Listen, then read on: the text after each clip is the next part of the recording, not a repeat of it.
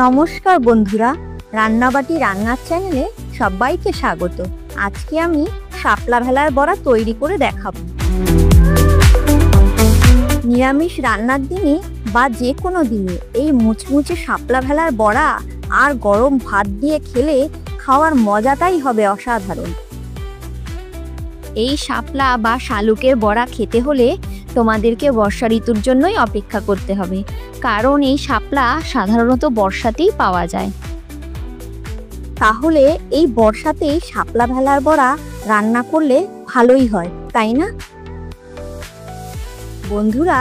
তোমরাও যদি এই শাপলা ভেলার বড়া এই বর্ষাতেই তৈরি করতে চাও, তবে ভিডিওটা স্কিপ না করে সম্পূর্ণটা দেখার অনুরোধ রইল।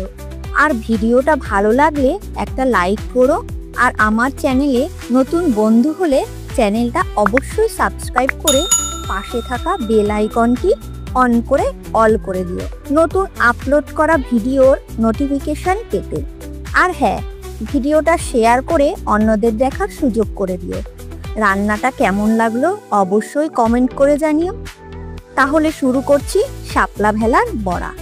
শাপলা ভেলার বড়া তৈরির জন্য আমি নিয়ে নিয়েছি 10টা মতো মোটা লম্বা শাপলা, ঝাঁটার কাঠি, নুন, হলুদ, কালো জিরে, 100 গ্রাম চালের গুঁড়ো, 100 গ্রাম বেসন, অল্প খাওয়ার সোডা। প্রথমে শাপলাগুলোকে এইভাবে নিয়ে ফুলগুলো ছিঁড়ে তার গায়ে পাতলা আঁশ ছাড়িয়ে নিয়েছি।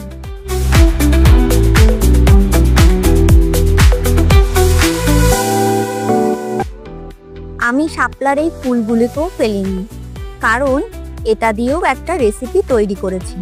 আপনারা দেখতে চাইলে কমেন্ট করে জানাবেন। শাপলাগুলির আঁশ ছাড়ানোর পর এই মাপে শাপলাগুলোকে কেটে নিয়েছি। বেশি বড় করে কাটলে ভাজতেও অসুবিধা হবে। এবার কাটা শাপলাগুলি 5টা বা 6টা টুকরো নিয়ে কাঠিগুলোর মধ্যে সমানভাবে ঢুকিয়ে নিয়েছি। দেখবেন ভালো দেখতে লাগারও একটা ব্যাপার আছে, তাই আমি ধীরে ধীরে সুন্দরভাবে কাঠিতে ঢুকিয়ে নিয়েছি। দেখুন, দেখতে ঠিক এই রকমই হবে।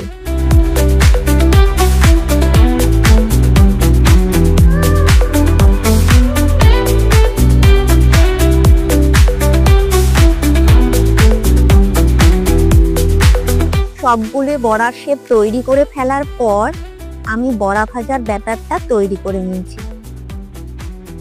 ব্যাটারটার জন্য আমি বেসন, চালের গুঁড়ো, অল্প একটু কালো জিরে, পরিমাণ মতো হলুদ, স্বাদ অনুযায়ী নুন, 1 চিমটে খাওয়ার সোডা, সামান্য চিনি আর ছোট 2 চামচ লঙ্কার গুঁড়ো দিয়ে উপকরণগুলো ভালোভাবে মিশিয়ে দিয়েছি।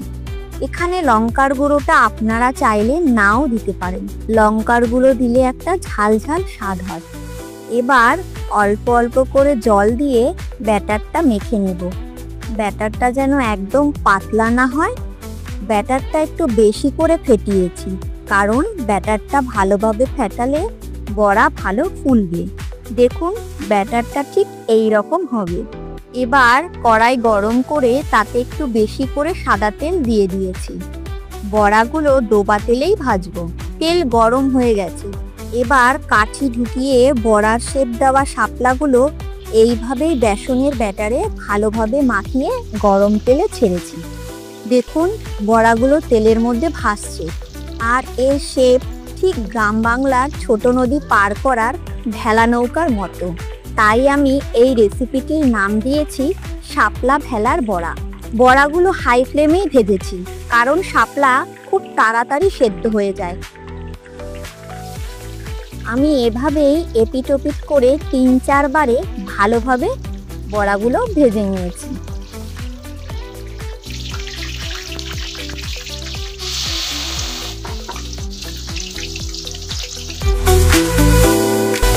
সব বড়া এইভাবে ভেজে নিয়ে গরম গরম ভাতে সার্ভ করেছি।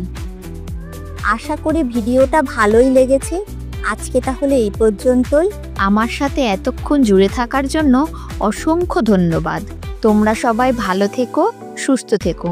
আবার দেখা হবে নতুন কোনো রান্নার রেসিপি নিয়ে পরের ভিডিওতে। টাটা।